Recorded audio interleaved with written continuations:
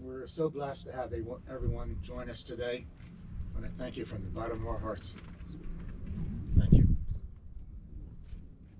First, I'd like to welcome each and every one of you for being here on this most happy of days. Eddie and Megan sincerely thank you for celebrating their wedding day with us. Please allow me to introduce myself to those of you present that may not know me. My name is Edward Howard Sr.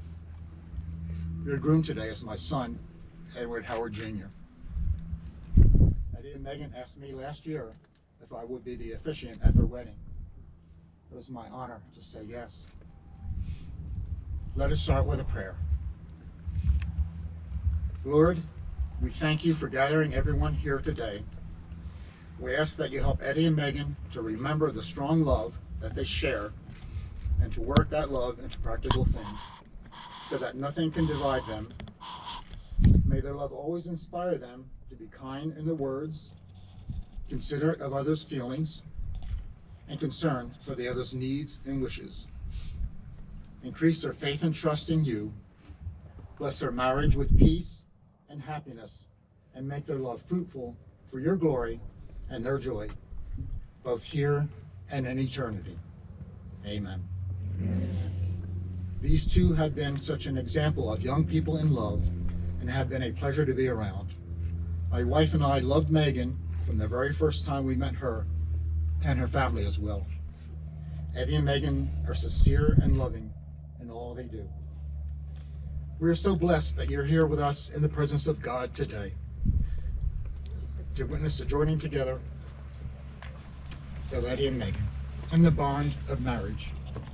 Let us therefore reverently remember that God has established and sanctified marriage for the welfare and happiness of mankind.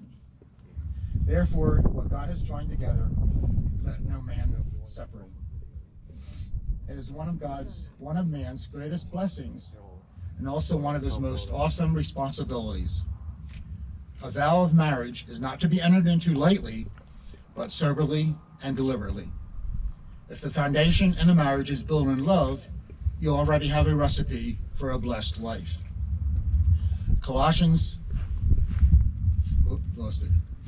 3:14 says, "And above all these things put on love, which is the bond of perfectness."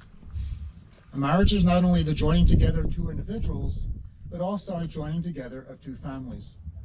The care, support, and nurture which have been extended to Eddie and Megan by their families is as important now as it has ever been. Next May, Lynn and I will celebrate our 50th wedding anniversary. Steve and Lisa have been married 34 years and hope that we have all set a good example for them as they enter into their own marriage. A marriage works if you both give 100% of yourselves into all areas of your lives together. We have found that communication is key, along with respect and encouragement toward each other. None of us are perfect. Relationships take effort, and honesty and trust in one another is needed. Never take each other for granted. Your greatest days are ahead, and you have much to discover in this journey together called life. We never would have made it this far on our own. We attribute our lives to having been blessed and led by our Savior, Jesus Christ. We pray that you both allow him to walk by your side and be a part of your forever.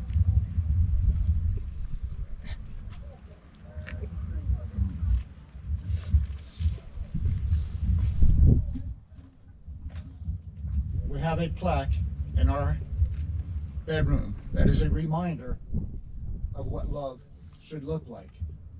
Linda wanted to share this with you as a tribute to marriage.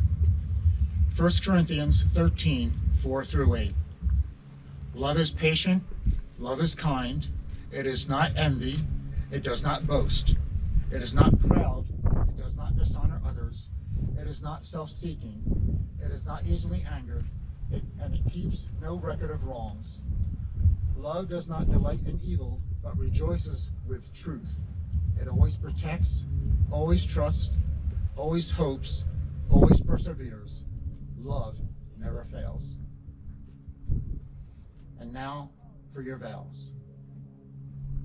Please join hands. Eddie, do you take Megan to be your wife, to have and to hold from this day forward, for better or for worse, for richer or for poorer, in sickness and in health, to love and to cherish, excluding all others, as long as you both shall live?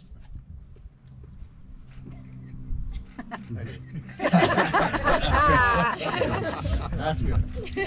Megan, do you take Eddie to be your husband, to have and to hold from this day forward, for better or for worse, for richer or for poorer, in sickness and in health, to love and to cherish, excluding all others, as long as you both shall live? I also do. Okay, now we're going to exchange rings.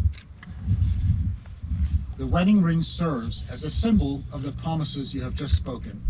It is the outward and visible sign of an inward and invisible love that binds our two hearts together. The wedding ring is a symbol of what God is. He is without beginning and without end. He is eternal. As you can see, the ring is without beginning and without end. So I believe this exchange of rings not only reminds us of the unending love you have for each other, but also reflects the eternal love God has for each of you. You now have the privilege of placing your ring on each other's finger, in the virtue of the exclusive covenant relationship into which you now enter into. Let us now exchange rings.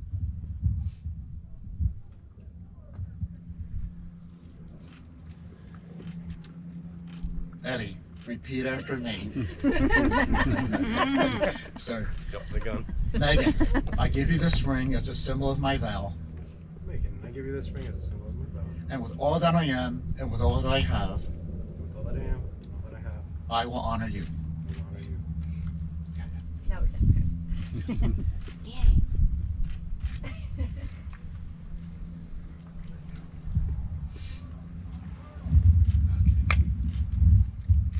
Megan, repeat after me. Eddie, I give you this ring as a symbol of my vow. Eddie, I give you this ring as a symbol of my vow. And with all that I am, and with all that I have, And with all that I am and all that I have, I will honor you. I will honor you. Our Heavenly Father, we ask your blessing upon these two lives and the home that they are establishing today. May the love they have for each other grow deeper and stronger because of their love for you. Lord, you guided them to each other. Now guide them in this new journey as husband and wife. As they walk down this path, light their way so they may keep their eyes focused on your will, their hands holding fast to your truth, their feet firmly planted in your word, and their hearts bound together by your love. This we pray in your name. Amen. Solomon 6:3. I am my beloved's, and my beloved is mine. Numbers 6:24-26. The Lord bless you and keep you. The Lord make his face shine upon you and be gracious unto you. The Lord lift up his countenance upon you and give you peace. And now, by the authority invested in me as officiant and in accordance with the laws of the state of Nevada, I now pronounce you husband and wife. You may now kiss the bride.